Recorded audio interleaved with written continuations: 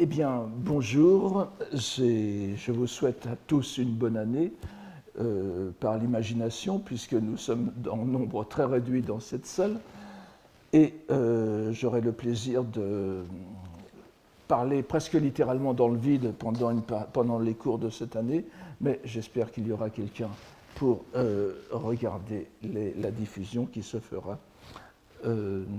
très prochainement. Pour ce qui est du séminaire, je ferai à la fin une petite mise au point sur la façon dont nous allons procéder. Pour l'instant, je vais commencer le cours directement. Il faut dire qu'à la suite d'un événement administratif tout à fait inattendu, alors que mes cours au Collège de France devaient prendre fin l'an dernier, c'est-à-dire au mois de juin 2020, j'ai à présent la possibilité de les poursuivre pendant 3 ans. Et cela me donne une occasion tout à fait inespérée de compléter le parcours que j'avais envisagé. Comme j'étais parti sur un programme de 9 ans, j'avais dû faire quelques choix tout à fait contrariant pour la logique de ce cours. Et j'avais donc terminé sur Motoori Norinaga l'an dernier.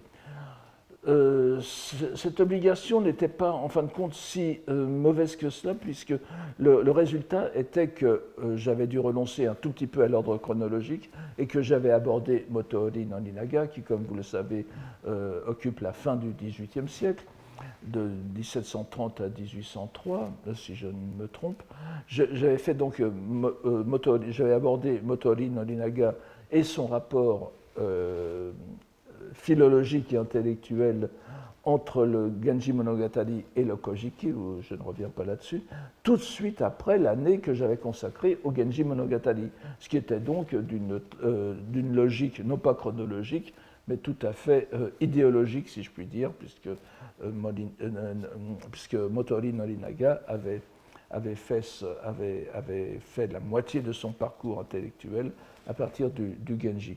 Donc c'était quelque chose qui était tout à fait bénéfique, et ce qui nous a permis vous vous souvenez peut-être, de faire la connexion entre les deux voies, si j'ose dire, la voie du Genji Monogatari, puisque j'avais remarqué qu'on pouvait suivre la structure narrative du roman en termes de voix. Michi, vous vous souvenez que c'était le premier, un mot qui apparaissait dans le premier poème et dans le dernier poème, et il n'est pas la peine de rappeler ce que la voix représente dans la pensée de Norinaga. Je dirais même qu'elle représente tout. Ce qui nous a permis aussi de constater à quel point l'idée de mythologie chez Norinaga était en fin de compte dérivait presque naturellement de son intérêt premier pour le Genji Monogatari, à travers le concept l'idée qu'il se faisait de la langue. Il a cherché à remonter le cours de la voix, à aller à contre-voix, si vous voulez, à partir de son intérêt philologique pour le Genji.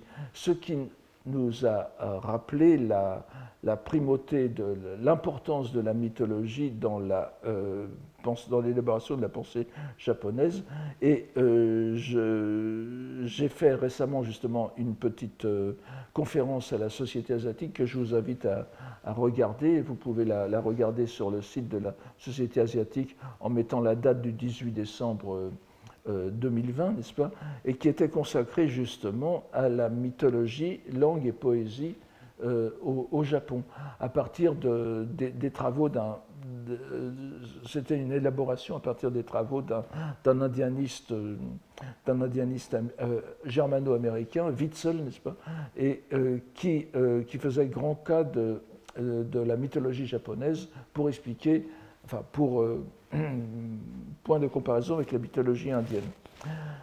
Bon, je terminais cette conférence en citant le mot de Tolkien. Vous savez que lorsque Max Müller avait parlé de la mythologie comme une sorte de maladie du langage, et Tolkien dans une conférence célèbre, enfin dans le brouillon d'une conférence célèbre. Ça n'a pas été édité, mais heureusement quelqu'un a eu la bonne idée d'aller regarder les brouillons qu'il avait faits. Il a trouvé cette idée tout à fait extraordinaire où, prenant le contre-pied de Max Müller, Tolkien disait que la mythologie est langue et la langue est mythologie. Donc vous voyez que c'est l'un des fils rouges qui pourrait aussi nous servir pour ce cours. Je vous invite à regarder cette conférence qui est disponible sur YouTube à présent. Mais donc, maintenant que j'ai ces 3 ans de répit, si j'ose dire, je vais en profiter pour revenir un peu en arrière et consacrer cette première année. Je ne révélerai pas encore ce que seront les autres années, mais cette première année supplémentaire donc, va me permettre de revenir un peu en arrière de façon plus logique, puisque entre Motoori Norinaga et le Genji, enfin entre le Genji et Norinaga, il y a bien sûr plusieurs étapes importantes dans cette enquête que je fais sur l'évolution de la culture japonaise, de la civilisation japonaise, qui aurait comme moteur, l'un des moteurs, des éléments les plus dynamiques de cette évolution, c'est ce que je résume dans l'appellation Wakan, n'est-ce pas, c'est-à-dire la relation sino-japonaise, plutôt japono-chinoise, Wakan, qui est une relation langagière perpétuellement présente au Japon jusqu'à l'époque moderne, mais qu'on n'a jamais, à laquelle on n'attribue pas le rôle fondamental qui est derrière, n'est-ce pas? Et cette voie de la parole, si vous voulez, Kotoba no Michi, pour reprendre un peu la phraséologie de Norinaga, cette voie de la parole passe, à mon sens, par la diffusion du style et de la mentalité du Genji Monogatari dans l'ensemble de la littérature japonaise. Et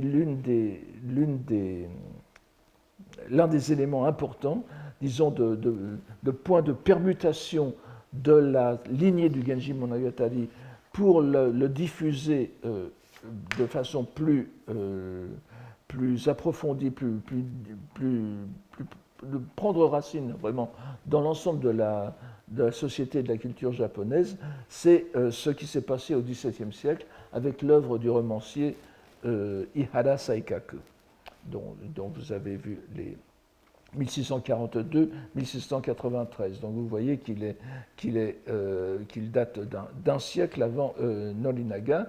Et je vais revenir tout à l'heure ou la semaine prochaine sur l'importance de Saikaku pour expliquer quelques catégories intellectuelles ou critiques de Motoori Norinaga. Donc Saikaku, tout le monde le connaît. Je reviendrai sur la façon dont il a assimilé en quelque sorte le Genji Monogatari. Mais pour revenir à Saikaku, donc tout le monde le connaît puisqu'il a été très largement traduit en français. Beaucoup de choses sont rééditées chez Gallimard, chez Piquet, etc. Je donnerai éventuellement une petite bibliographie des traductions, mais bon, vous pouvez les trouver dans n'importe quelle librairie. Et une chose est sûre, c'est qu'il est, à peu près sûre, c'est que Ihara Saikaku est sans doute le romancier japonais prémoderne le plus connu après Murasaki Shikibu. Donc 600 ans, plus de 600 ans, presque 700 ans après Murasaki Shikibu, c'est Ihara Saikaku. Dans le fameux discours du prix Nobel de Kawabata Yasunari, qui a été un peu, vous vous souvenez, le point de départ de notre enquête, Kawabata ne daigne pas mentionner ne daigne pas mentionner le Ihara Saikaku. Mais quand même, il a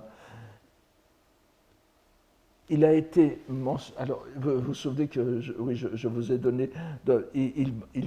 Il parle bien sûr du Genji Monogatari. Il en parle, il le mentionne à plusieurs reprises et il en parle comme d'un miracle unique au monde, Sekai no Kiseki, n'est-ce pas? Et j'ai été assez surpris de retrouver cette phrase même chez cet écrivain, Narushima Chikuzan, qui a écrit, donc, qui date de la première moitié du XIXe siècle, qui a écrit un recueil critique sur le Genji Monogatari, vous voyez, le Shishigimpyo de 1838, et il y a ces deux phrases qui sont presque mot pour mot ce qu'en disait Kawabata. C'est sans doute une rencontre tout à fait fortuite. Je ne pense pas que Kawabata été le chercher bien, mais vous voyez, Gengo, c'est-à-dire Genji Monogatari, wa Tenka no Kibun Nari, c'est un texte miraculeux de notre pays, n'est-ce pas? Et l'autre, le Shishi, n'est-ce pas? C'est pareil, l'histoire du Genji. Alors là, il va un peu plus loin. Uchu Daiichi Kishonari, c'est le livre le plus extraordinaire de l'univers, n'est-ce pas? Donc vous voyez que ce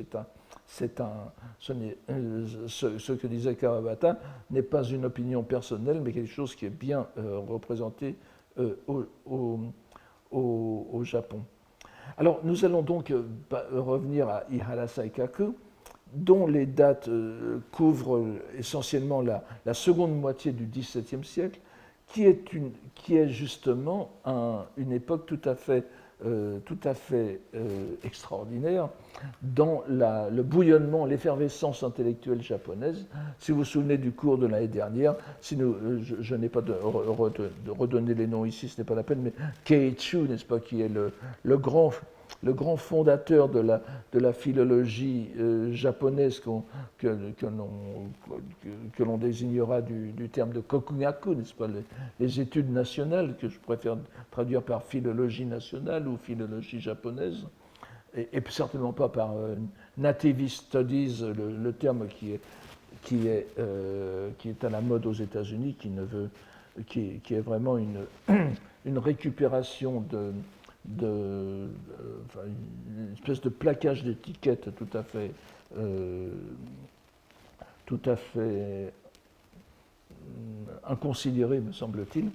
Donc, Keiichu, c'est 1640-1701, et de Keiichu jusqu'à Hirata Hatsutane, qui est mort, lui, en 1843, nous avons donc cette grande époque de la philologie japonaise qui est passée par Motoori Norinaga et son maître Kamo no Babuchi, n'est-ce pas, qui est 1697-1769. Donc nous avons tout cela à cette époque-là. Et en même temps, à la même époque, on a ce grand... Bon, ça, voici, nous avons...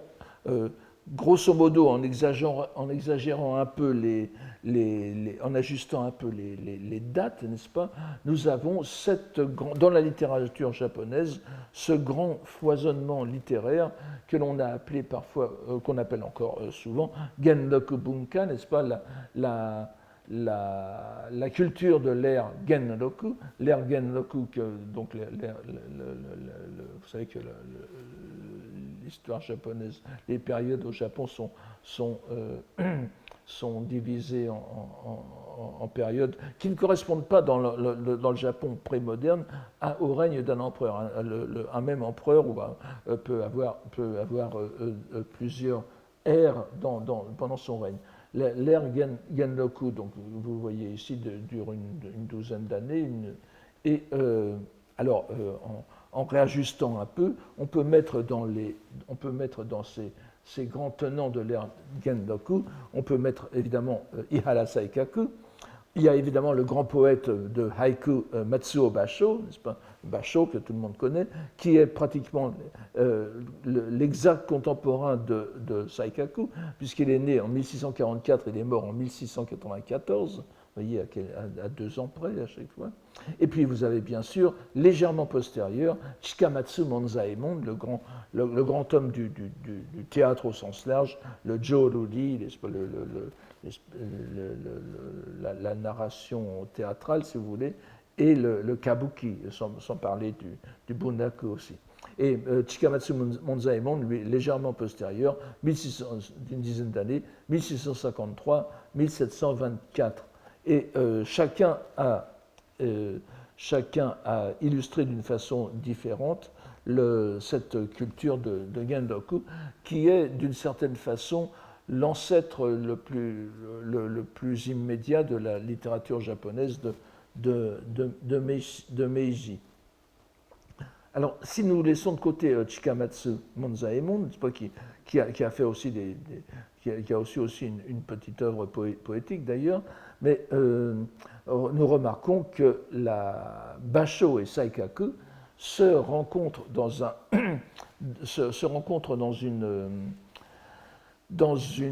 un genre tout à fait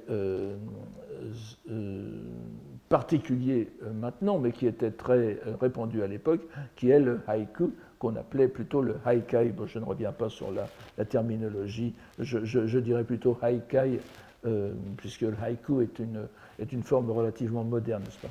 Et ce sont avant tout, Basho comme Saikaku sont des acteurs importants dans ce mouvement poétique qui est bien sûr une évolution de l'époque de l'époque d'Edo, mais qui se place tout à fait dans la continuité des renga, donc des poèmes enchaînés, dont la vogue commence dès Heian. C'est-à-dire que le haikai, par sa stylistique, par ses procédés poétiques, sont en prise directe avec l'esthétique de Heian, ce qui est très, très important pour comprendre Saikaku, n'est-ce pas?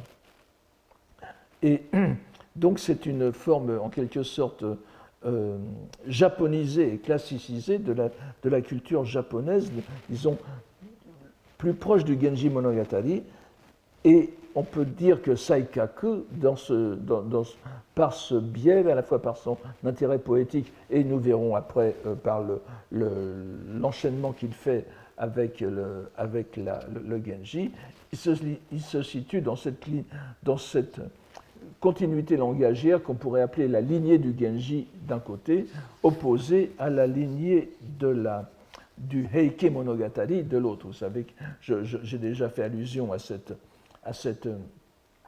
histoire des deux grands styles que Kawabata et Yasunari, d'ailleurs, non pas dans le discours du Nobel, mais dans d'autres écrits, soulignent aussi. Il y a une sorte de dualité de la stylistique littéraire japonaise, celle qu'on pourrait appeler grosso modo du Genji, et l'autre du Heike. Et en quoi se distingue-t-elle? Eh bien, elle se distingue dans le degré d'altération, n'est-ce pas? Vous vous souvenez dans le degré de décalage qu'elles opèrent sur le fond chinois sur lesquels les deux reposent. Vous vous souvenez, nous avons parlé du Genji Monogatari que l'on peut lire à deux niveaux, si vous voulez. Un niveau qui est historique et littéraire, très inspiré de la culture chinoise, et je renvoie d'ailleurs ceux que cela intéresse au très bon article que Mme Terada Sumie a fait pour le colloque Hiéroglossie 2, dont les actes vont bientôt paraître aux éditions de l'Institut des hautes études japonaises du Collège de France. Vous verrez l'importance de la référence historique aux mémoires historiques de Sima Qian, par exemple chinois, et puis évidemment à la poésie de Po Chui, de Hakurakuten, n'est-ce pas, le chant des longs regrets. Donc tout ça, c'est très important, mais c'est soigneusement encrypté dans une prose japonaise tout à fait très libérée de l'influence chinoise. Le Heike Monogatari, tout au contraire, peut se présenter en quelque sorte comme une lecture japonaise d'un texte chinois qui n'existe pas, mais que chacun peut reconstituer. Je vous donne comme exemple, je l'ai déjà donné ici, me semble-t-il, le très célèbre début du Genji Monogatari, du Heike Monogatari, vous savez, le son de la cloche du temple de Gion. Dans le son de la cloche du temple de Gion résonne l'idée selon laquelle tous les composés sont impermanents. Et Shara Shouju no Hana no Hiro, Shouja Shisui no Kotowari o Arawasu, et la couleur des fleurs des arbres sala, n'est-ce pas, des arbres shala, c'est-à-dire les arbres qui étaient au nirvana de Bouddha, qui sont devenus blanches, n'est-ce pas, eh bien, manifeste le principe selon lequel tout ce qui prospère doit fatalement déchoir. Et je vous ai donné au début, dans la première partie, le texte japonais tel que nous avons, et je vous donne ensuite une restitution, ce qu'on pourrait dire un fukubun en chinois. Ça fait une phrase chinoise absolument parfaite. Donc vous voyez que les auteurs du Heike Monogatari raisonnaient presque en langue chinoise. Un autre exemple très célèbre, c'est le début du Hojoki de 1212, n'est-ce pas, le célèbre début du Hojoki. Yokukawa no nagare wa taezu shite shikamo moto no mizu ni arazu. On peut le traduire, donc le courant de la... Je vous le donne selon le meilleur manuscrit. Ne faites pas attention à l'écriture un peu bizarre. Mais ça se restitue pratiquement automatiquement en chinois selon ce que je vous ai donné dans la deuxième ligne. Et c'est d'autant plus facile que ce fameux début, n'est-ce pas, le courant de l'eau, littéralement, le courant de la rivière qui va, ne s'arrête pas, ne s'arrête jamais, et cependant ce n'est jamais la même eau, n'est-ce pas, ce n'est jamais l'eau de l'origine. Et ce terme de Yokukawa no nagare taezu shite, c'est en réalité une citation chinoise d'un texte chinois très connu, le Senjimon, qui est en quelque sorte le béaba, l'abécédaire.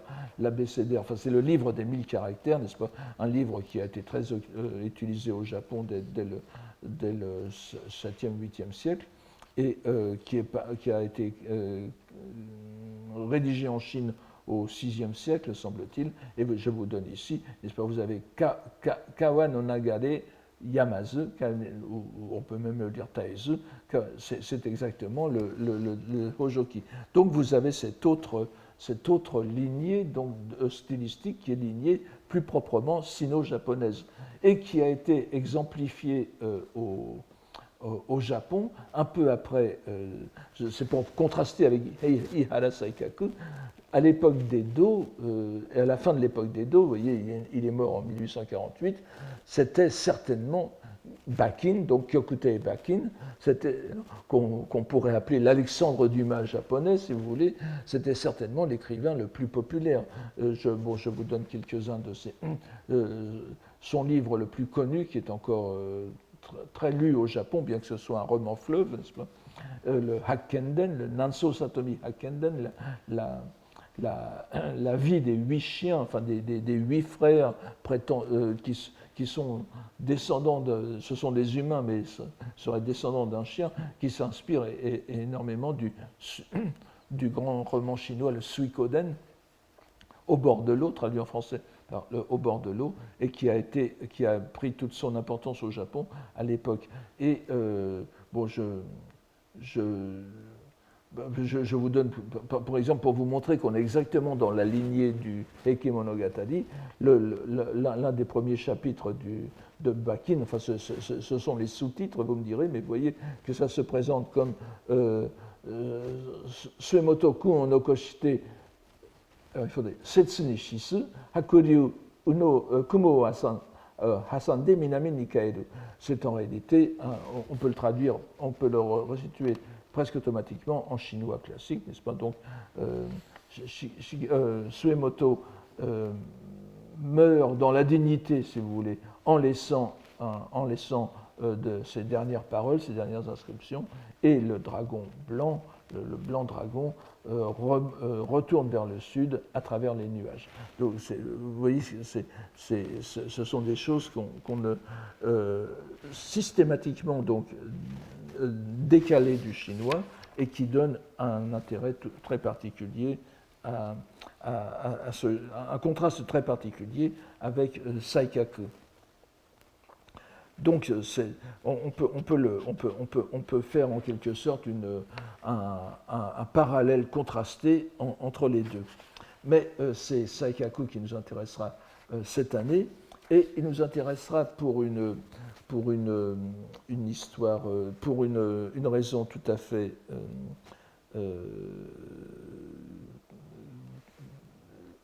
pour illustrer notre propos, n'est-ce pas, notre quête du rapport Wakan, cette fois dans la narration romanesque. Et je pourrais donner comme point de départ de cette enquête, vous savez qu'à chaque fois, j'aime bien donner une citation représentative, quelque chose qui montre que notre questionnement ne sera pas tout à fait issu de mon imagination. Je voulais, pour montrer que ce rapport est tout à fait valide, revenir à une phrase de Tanizaki Junichiro, le grand romancier que nous avons la chance d'avoir en français maintenant grâce à deux volumes entiers de la Pléiade qui lui sont consacrés. Et donc Tanizaki Junichiro, qui est sans doute l'un des grands romanciers japonais du XXe siècle, et on a eu tellement, vous me direz que c'est difficile de... Mais Tanizaki se distingue tout particulièrement, et c'est sans doute lui, enfin peut-être pas lui, mais enfin c'est lui qui a, c'est peut-être pas le premier, mais certainement le plus populaire, qui a lancé cette mode littéraire qu'on appelle en japonais les bunsho tokuhon, qui pourrait se traduire en anglais par literary reader, n'est-ce pas, livre de lecture littéraire. Ce sont des sortes d'essais, parfois couplés avec une anthologie, qu'un grand écrivain compose pour montrer ce qu'il pense de ses prédécesseurs ou voire de ses confrères de la même époque. C'est une sorte de réflexion sur la littérature menée par quelqu'un qui, non pas critique, mais qui est écrivain. Donc il le fait d'un point de vue professionnel en quelque sorte. Et ces Bunsho Tokuhon, je pense que la meilleure façon de le traduire en français, ce serait plutôt l'art d'écrire. Quelque chose qu'on a déjà fait aussi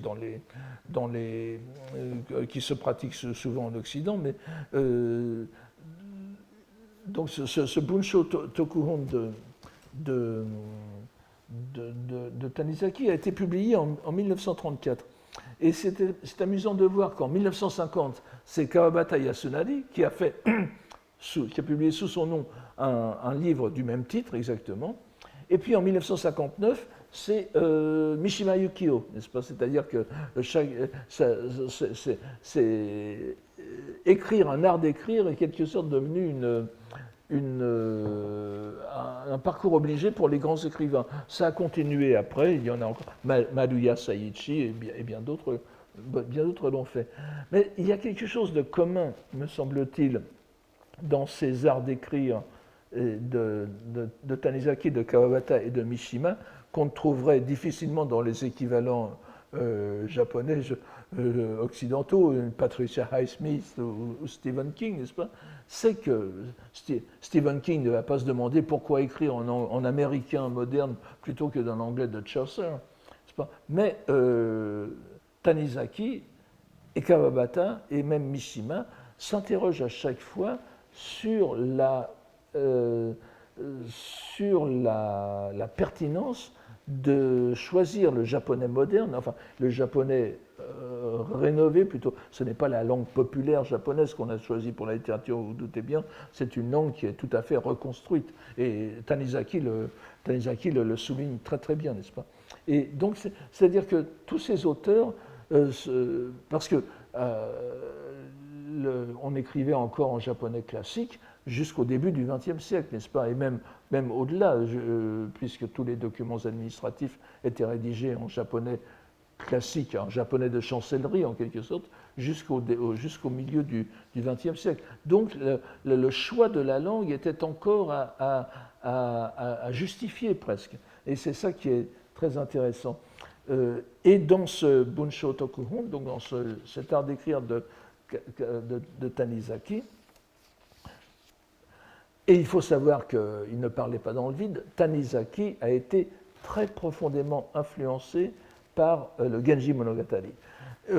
Il a été influencé, on a plusieurs de ces nouvelles dont je vous ai donné deux titres ici, n'est-ce pas, Shosho Shigemoto no Haha et Yume no Ukihashi, donc la mère du général Shigemoto et le pont flottant des rêves. Évidemment, vous reconnaissez l'allusion au Genji Monogatari.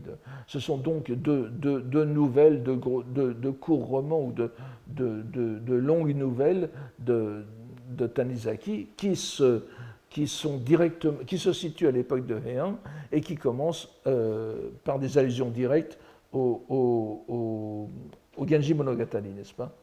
Et alors ça, c'est quelque chose déjà d'une part, mais le roman le plus connu de... Oui, je ne l'ai pas donné, enfin c'est pas la peine. Le roman le plus connu de Tanizaki, n'est-ce pas, qui est le Sasameyuki, qui a été traduit en français sous le nom de Bruine de neige. C'est le chef-d'œuvre de Tanizaki, et ça fait longtemps qu'on a remarqué l'analogie de situation avec le Genji Monogatari. C'est Horiguchi Shinobu, vous vous souvenez de lui, nous avions parlé de lui lors de cette fameuse rencontre entre Kobayashi Shideo et Horiguchi Shinobu. Horiguchi Shinobu disant à Kobayashi Shideo, Motori no Ninaga, c'est le Genji Monogatari, n'est-ce pas? Donc vous voyez que pour Horiguchi aussi, le Genji est un point central.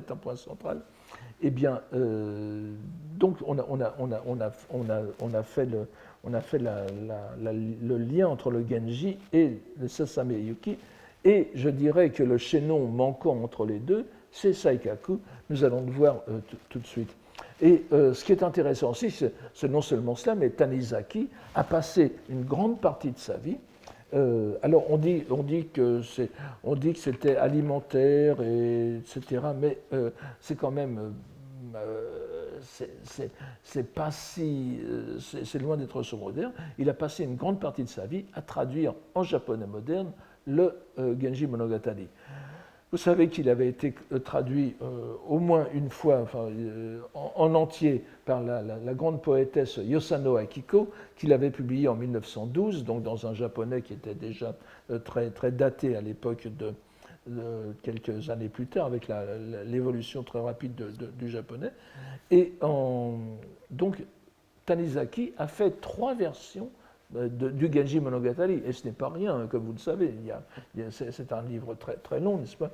Et il a fait sa première traduction est de 1939-1941, vous vous rendez compte, c'est en plein début de la guerre. La seconde version, 1951-1954, et la dernière version, 1964-1965. Et comme vous le voyez, 65, c'est l'année de sa mort. C'est-à-dire qu'il a travaillé sur le Genji Monogatari jusqu'à la fin de sa vie. Ce qui est intéressant aussi, c'est qu'il n'a pas travaillé tout seul, il s'était entouré à chaque fois de philologues professionnels, de spécialistes du Genji Monogatari, des universitaires, qui le conseillaient, qui lui donnaient, qui lui faisaient des sortes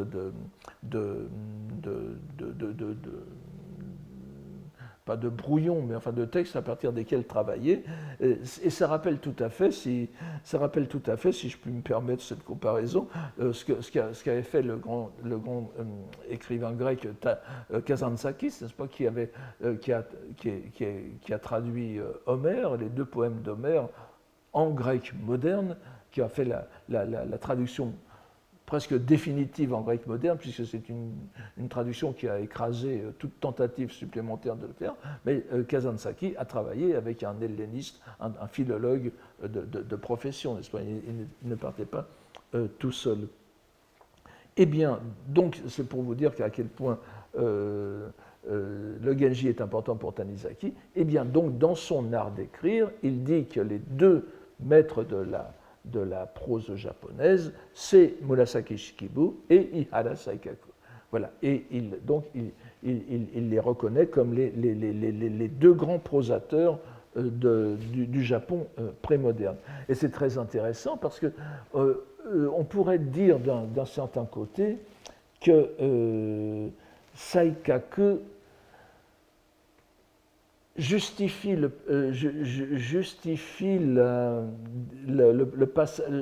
Tanizaki Junichiro, n'est-ce pas? Saikaku, nous allons le voir, a en quelque sorte embourgeoisé le Genji Monogatari, embourgeoisé le roman de Murasaki Shikibu, qui se déroule dans le milieu éthéré de la cour, n'est-ce pas? Et donc, ce qu'on appelle en japonais Kumonoue Bito, n'est-ce pas? Ceux qui sont au-dessus des nuages, c'est un monde hors du monde des mortels. Mais Saikaku va reprendre les procédés stylistiques d'un certain côté du Genji Monogatari, mais va les adapter à son propre milieu culturel, qui est celui des marchands, des chomin, n'est-ce pas, dont il est issu. Parce qu'il faut bien voir que Saikaku, dont le nom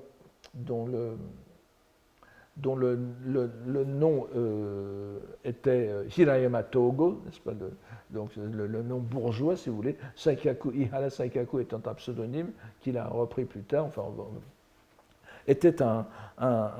est né dans une riche famille de chomin, n'est-ce pas, c'est-à-dire de bourgeois, d'hommes des villes, de citadins, de bourgeois au sens de bourg, n'est-ce pas, qui a choisi, en fin de compte, de ne pas reprendre un peu comme Norinaga. Vous vous souvenez que Norinaga était lui aussi issu d'une riche famille de Omi, n'est-ce pas, et qu'il est parti vers d'autres destinées. C'est un peu pareil pour Saikaku, qui a commencé sa carrière littéraire en rejetant donc toutes les...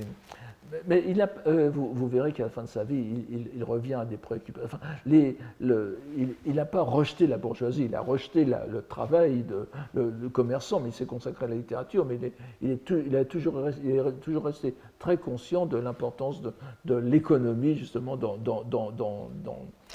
les milieux qu'il va décrire. Mais donc, il commence ses premiers pas littéraires, et des pas d'ailleurs assez magistraux, dans ce qui est à la mode à l'époque dans les milieux raffinés. Il n'a pas commencé par le roman, il commence par le haikai, justement, ce qu'on appelle le haïku, qui est en plein essor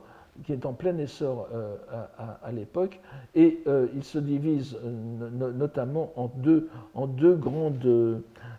pour simplifier, en deux grandes lignées, encore une fois, vous voyez, vous avez la lignée de Matsunaga Teitoku, qui est un haïku. Alors, Teitoku, l'école de Teitoku s'appelle Teimon, n'est-ce pas, en reprenant le caractère Te, n'est-ce pas, que vous avez ici, Sada, n'est-ce pas, de son prénom.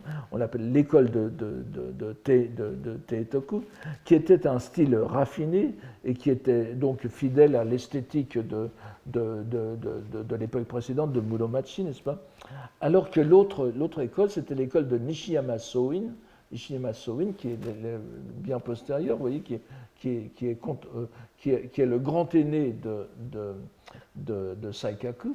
C'est une école qu'on a appelée Danrinfu. Je vous le mets en quatrième ligne, n'est-ce pas? Donc la mode du... alors Danrin, c'est pour des raisons géographiques, n'est-ce pas, c'est l'école de Nishiyama. Et le Saikaku, vous voyez, Nishi no Tsuru, le prénom de Saikaku, la grue de l'Ouest, eh bien, il l'a repris en hommage à Nishiyama, le premier caractère du nom de famille de Nishiyama. La grande distinction entre le Taemon et le Danrinfu, c'était que le Danrinfu était des haikai, alors peut-être plus fidèles, enfin, c'est moi qui le dis, mais vous savez que haikai, c'est un terme très ancien qui est déjà attesté comme catégorie littéraire dans le Kokinshu, n'est-ce pas, donc de 905, et qui désigne les poèmes facétieux, les poèmes plaisants, les bons mots, ce sont des poèmes qui ont été recueillis dans le Kokinshu pour leur côté un peu moins sérieux que la plupart des poèmes qui étaient recueillis. Et dans l'école de Nishiyama, de Soin, on a remis à l'ordre du jour ce côté drôlatique du haikai et plus populaire. Et Saikaku a d'abord été adepte du Taemon jusqu'à l'âge d'une quinzaine d'années, semble-t-il, et ensuite il est passé au Danrinfu, n'est-ce pas, et où il se sentait plus libre de donner libre cours à sa sensibilité. Et alors, il s'ensuit une époque de... Vous savez que il ne faut pas du tout voir le haikai comme on a tendance à le voir en Europe et aux États-Unis, plus encore aux États-Unis, où le haikai est une sorte... Le haïku est une sorte de poème unique et d'une inspiration qui, en américain, on a parlé de ce terme, n'est-ce pas, le haïku moment, n'est-ce pas, c'est cet instant absolument intemporel où le haïku surgit dans l'esprit de l'auteur. C'est si peu japonais que le mot n'existe pas en japonais et qu'il a été implanté tel quel de l'américain en japonais. On parle maintenant de haïku moment au Japon, ce qui n'a jamais été utilisé autrefois, n'est-ce pas? Au contraire, le haïku, de même que les renga, comme le terme l'indique, c'est de la fabrication en chaîne, n'est-ce pas? On fait des haïkus oui, à la queue leu-leu, n'est-ce pas? Et dans les biographies de Saikaku, on considère comme des faits, comme des prouesses, le fait de faire le plus grand nombre de haïkus possible en un certain laps de temps, n'est-ce pas? C'est un peu comme le concours de mangeurs de hamburgers, n'est-ce pas, ou de hot dog. Et le record de Saikaku, il est allé en un jour, 24 heures, en un jour et une nuit, il aurait composé 23 500 haïkus. N'est-ce pas, ça rappelle la chanson d'Adriano Celentano, n'est-ce pas, 24 000 baci, n'est-ce pas, 24 000 baisers, traduit par Johnny Hallyday sous ce titre, 23 500 haïkus. Si bien qu'on l'avait appelé après Niman o, n'est-ce pas, Niman no Futayorozu no Okina, le vieux aux 20 000, sous-entendu, le vieux aux 20 000 haïkus. Donc vous voyez que c'était quelque chose, il y avait quelque chose un certain jeu dans ce cas. Ce n'était pas forcément des jeux drôles, n'est-ce pas? C'était, par exemple, un grand tournant dans la vie de Saikaku, ça a été en 1675, il avait 33 ans, n'est-ce pas, 34 ans à la japonaise, et il s'était marié, et sa femme meurt en 1675 alors qu'elle avait 25 ans, et lui 34. Et ça a été un tournant dans sa vie, mais en même temps, pour les funérailles de sa femme, pour la cérémonie funéraire, il fait une offrande de 1000 haïkus. n'est-ce pas? C'est un millier de haïkus. Et le malheur de la disparition de sa femme a sans doute joué sans doute dans sa composition littéraire. C'est 1675. Et on sait qu'à l'époque, il est entré, il est entré dans la vie religieuse. Évidemment, c'est un élément très important pour moi.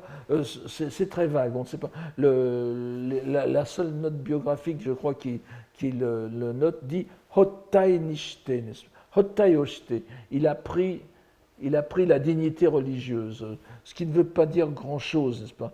Il a pris la tonsure, il a peut-être pratiqué pendant un certain temps auprès d'un maître ou dans un temple bouddhique, dans un monastère.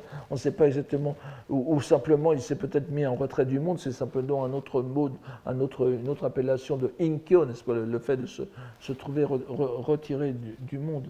Il y a là en tout cas une certaine période de distanciation. Il ne renonce pas au haikai parce que son fameux record de 23 500 dont je vous parlais tout à l'heure date de 1684. Donc il n'a pas du tout renoncé de 88, excusez-moi. Mais il y a quand même quelque chose qui est un tournant littéraire qui s'est engagé ici et qui va se concrétiser en 1682, puisque va apparaître à ce moment-là sa première œuvre romanesque. Ce n'est pas une prise de position, je prends romanesque, vous verrez vous-même que la terminologie est très vague, n'est-ce pas? Mais il va produire un livre un roman qui va faire école en quelque sorte, qui va avoir une grande influence dans la narration japonaise. C'est le Koshoku Ichida Yotoko, donc qui a été traduit par La vie d'un libertin. Je reviendrai la semaine prochaine sur ce terme de Koshoku qui va qui va nous occuper un certain temps. Gardons pour l'instant le terme de libertin, pourquoi pas. C'est un très grand succès. Il fait partie de ce genre qu'on appelle les ukiyo-zoshi. Alors, c'est un terme qu'on a rencontré très souvent dans la poésie de Heian. Vous savez, ukiyo, qui désignait à l'époque de Heian le monde sinistre, le monde, c'est ushi, n'est-ce pas, à partir de l'adjectif ushi qui veut dire triste, sinistre, de mauvais augure, etc. Et puis, en changeant le caractère en changeant le caractère de ushi, qui s'écrit avec un caractère qui veut dire sinistre normalement, mais déjà dès l'époque de Heian, on a joué sur le terme, donc ce n'est pas une innovation. En ukiyo, le monde flottant, n'est-ce pas, c'est le monde inconsistant, le monde aussi inconsistant que l'écume, et qui en est venu aussi à désigner le monde, le quartier des plaisirs, la vie de plaisir, etc. Donc ce qu'on a traduit en français, par le monde flottant. Donc ukiyo-zoshi, littéralement les livrets, les petits livres, les libelles du monde flottant, qui est un genre littéraire qui est inauguré par ce Saikaku et par ce premier livre. Et ce ukiyo-zoshi, et singulièrement ce qu'on appelle dans ce cadre les koshokumono, les livres consacrés à la sensualité, eh bien, ça va former une sorte d'école. Je vous ai donné ici 3 noms que vous pouvez retenir si vous voulez continuer là-dessus, mais qui n'ont pas eu, qui ne sont pratiquement plus connus aujourd'hui.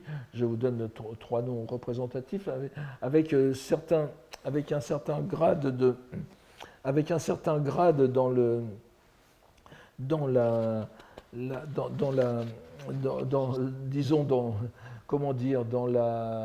le libertinage, voilà, puisque certains de ces auteurs, en particulier Hachimonji Hachimanjiya Jisho, n'est-ce pas, est considéré comme voisin de la pornographie.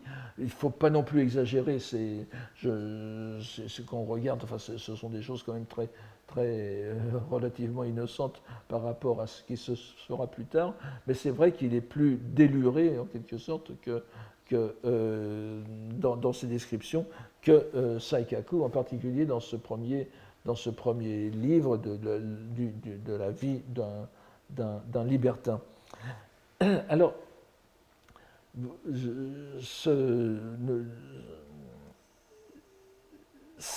on pourrait considérer ce roman comme une sorte de Genji Monogatari décalé, n'est-ce pas? Je vous ai déjà dit, je reviendrai un peu là-dessus au 4e cours, je crois, sur le décalage du Genji, mais n'oubliez, par exemple, cette vie de libertin est divisée en 54 histoires. 54 histoires, 54 épisodes, si vous voulez. Or, évidemment, 54 épisodes, ça vous dit tout de suite, après les 2 années que nous avons passées dessus, vous savez tous que c'est le nombre de chapitres canoniques.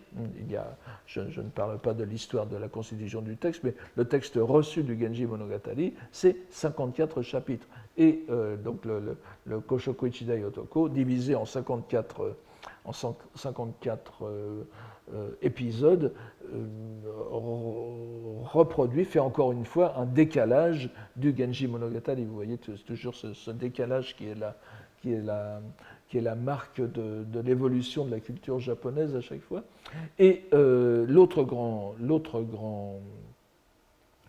analogie, c'est que le héros, ce Genji Monogatari, ce Koshoku Ichida Yotoko, narre la vie d'un héros, du protagoniste, exactement comme le Genji Monogatari est consacré à la vie du Genji.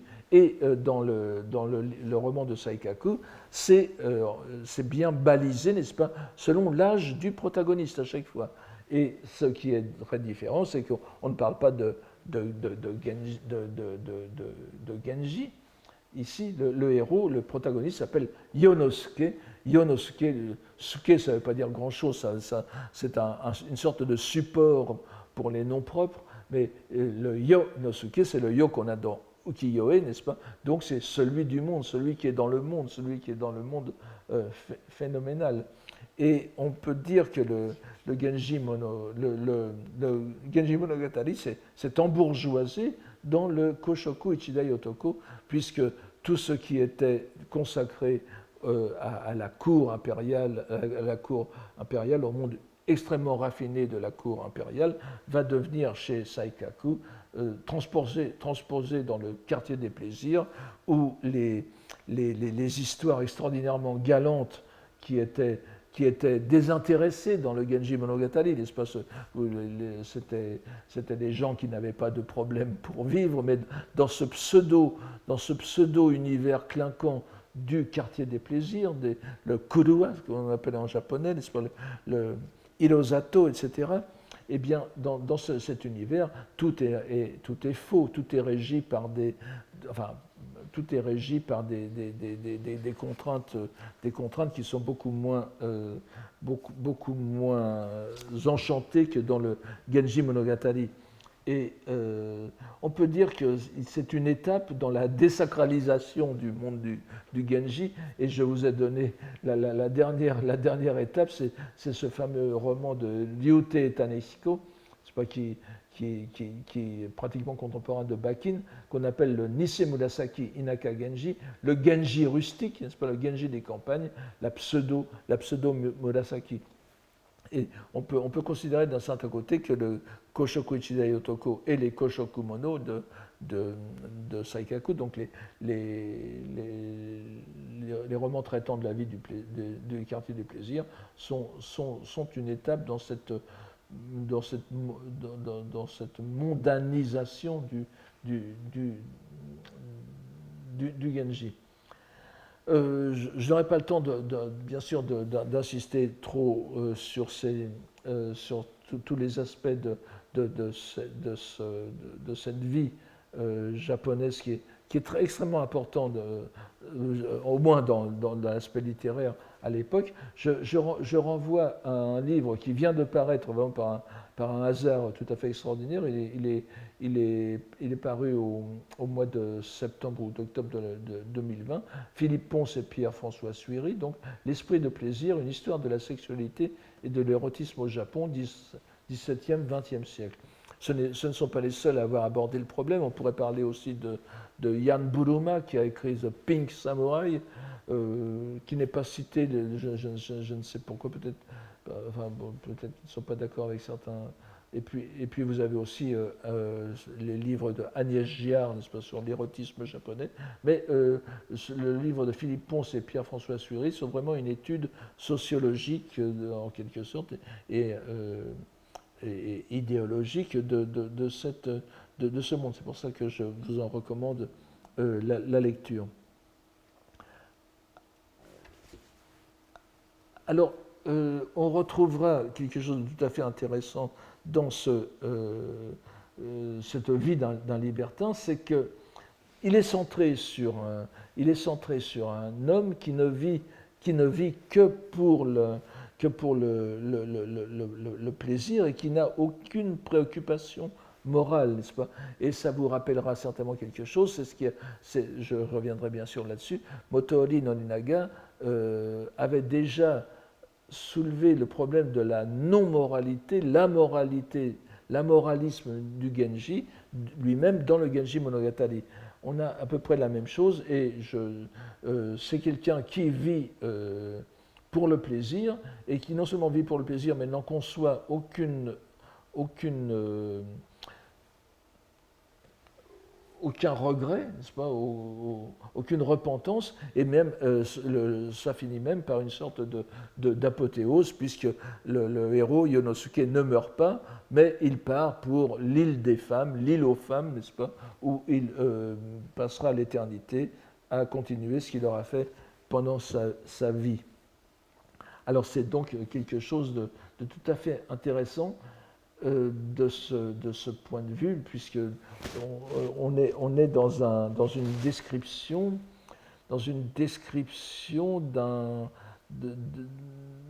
qui est entièrement fondée sur ce concept de hiro, que nous allons revoir, que je traduis par sensualité ou plaisir, et sur lequel nous allons revenir la prochaine fois et voir son rapport avec quand même l'idée de morale qui est présente, vous allez le voir. Donc ça, c'était en 82, n'est-ce pas? Comme ça arrive souvent, devant le succès de ce livre, en 1684, Ihara Saikaku recommence, fait une suite, une séquelle, n'est-ce pas? Alors, ce n'est pas Yonosuke revient, mais il fait un Koshoku Nidayotoko, littéralement seconde vie d'un libertin, vie d'un second libertin plutôt, et dont le titre sous lequel il est plus connu, c'est le Shoen Okagami, qui nous a servi de titre à notre leçon, c'est-à-dire le grand miroir des voluptés. Ce grand miroir des voluptés, et alors nous reverrons plus en détail la façon dont il se lie au premier, et vous verrez les liens avec le Genji Monogatari, encore une fois. C'est un livre extrêmement différent, et c'est pour ça que nous nous intéresserons à celui-ci en priorité cette année, exclusivement même, pour plusieurs raisons sur lesquelles je reviendrai. Mais d'abord, c'est un livre, le côté un peu frénétiquement luxurieux du premier est très, très, très, très modéré cette fois-ci. Il y a des préoccupations religieuses, bouddhiques, qui sont beaucoup plus présentes. Et il y a d'autres thèmes qui nous intéresseront, mais ce qui est intéressant, c'est de voir la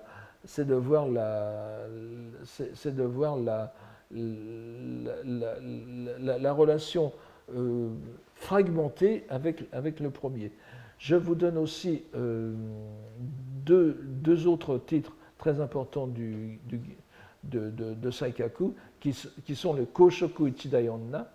Et là, il change complètement, radicalement avec le Genji Monogatari, puisque le Genji Monogatari est fondé sur la vie d'un homme, n'est-ce pas, le Genji. Ici, c'est la vie d'une femme amoureuse, qui est une vie, d'ailleurs, c'est une vie de déchéance. Je pense que c'est une femme qui vit qui a choisi de céder à ses passions, et évidemment, l'itinéraire sera malheureusement assez convenu. Et dans un autre livre très, très intéressant, qui est le Koshoku Goninonda, tout cela est traduit en français, n'est-ce pas? Donc vous avez traduction nom de 5 amoureuses, n'est-ce pas? Là, ce sont les vies de 5 femmes qui se sont sacrifiées à l'amour pour un homme, n'est-ce pas? Donc ce ne sont pas du tout des libertines, au contraire, ce sont des femmes trop fidèles. Et on pourrait mettre ces deux romans dans la catégorie de ce que j'appelle les sewamono, de ce qu'on appelle les sewamono, c'est-à-dire on pourrait, en anglais, on parlerait de true crime, n'est-ce pas? C'est-à-dire, ce sont des faits réels, des doubles suicides, des meurtres, etc., qui se sont produits à l'époque, dont Saikaku a fait son miel, en quelque sorte. Alors, il y a d'autres choses très intéressantes que je n'aurai pas le temps de revenir dessus. Je me permets de citer le 4e ici, Nanshoku o Kagami, qu'on peut traduire par le grand miroir de la pédérastie ou de l'amour mâle, l'amour viril. Et vous verrez que ce n'est pas si décalé dans l'œuvre de Saikaku, puisque le Ichidai Otoko fait aussi allusion aux amours homosexuels, mais très brièvement. Ici, il s'y adonne complètement. C'est un recueil très intéressant, puisqu'il divise le livre en 2 parties. Les guerriers d'un côté, n'est-ce pas, et de l'autre côté, les acteurs. Ce sont les 2 mondes où l'homosexuel. On aurait pu ajouter aussi le monde des moines, mais enfin, c'est une autre. Il n'a pas voulu se lancer là-dedans. C'est traduit aussi en français, donc ça se trouve très facilement. Donc, il a été écrit en 1687. Alors, ce qui est aussi intéressant, c'est qu'à la fin de sa vie, enfin dans les derniers romans, les dernières publications de Saikaku reviennent à des préoccupations beaucoup plus économiques. Et ces 2 derniers romans, le premier surtout, le Nihon Eitai Gura, est très connu, a été redécouvert en quelque sorte à l'époque moderne. On pourrait le traduire par le magasin perpétuel du Japon. Je pourrais, en grossissant un peu, en forçant un peu le trait, je pourrais presque traduire par le coffre-fort perpétuel du Japon, n'est-ce pas? Et qui est consacré à la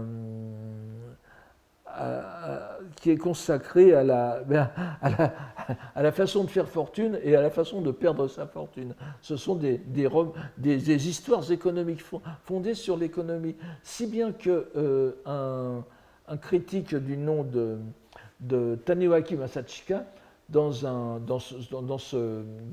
le livre dont je vous donne le titre en 2e ligne, n'est-ce pas? Keizai Shosetsu no Genten Nihon Eitai Gura, c'est-à-dire le magasin du Japon comme point de départ du roman économique, a défini Saikaku comme le fondateur d'un genre littéraire qui me semble tout à fait unique au Japon. Je ne sais, il faut dire que je ne me suis pas spécialement intéressé, mais je ne sais pas s'il existe sous la même forme aussi systématique dans les autres pays. C'est ce qu'on appelle au Japon justement le Keizai Shosetsu, les romans économiques qui sont fondés sur des histoires de kaisha, n'est-ce pas, de firmes, ce sont en général les histoires entre concurrents, les coups tordus que l'on se fait pour acquérir tel ou tel marché, et dont le grand protagoniste, le premier grand romancier le premier romancier japonais moderne, c'est Shiroyama Saburo, dont le premier roman portant sur ce thème a été publié, je crois, en 1957. Et il est amusant, il est intéressant que l'on reconnaisse Ihara Saikaku comme fondateur de ce genre, c'est-à-dire qu'il aurait en quelque sorte fondé il aurait fondé deux genres littéraires à la fois, ce qui est quand même pas mal pour un seul écrivain, le Koshokumono, donc les récits du monde des plaisirs, nous y reviendrons la prochaine fois, et le Keizai Shosetsu, le roman économique japonais contemporain. Son dernier roman, quand je dis roman, à chaque fois, je reviendrai là-dessus, ce sont plutôt des recueils d'épisodes autour d'un thème commun, n'est-ce pas, ou d'un personnage commun. Et c'est le Seiken Munazanyo, n'est-ce pas, le calcul mental Seiken qu'on est obligé de faire pour subsister dans le monde. Et ce sont des histoires un peu tristes et comiques à la fois de gens perclus de dettes qui doivent payer leurs dettes le jour de l'an, puisque c'est le jour où on doit régler ses dettes, n'est-ce pas? Alors, voici très, très brièvement donc la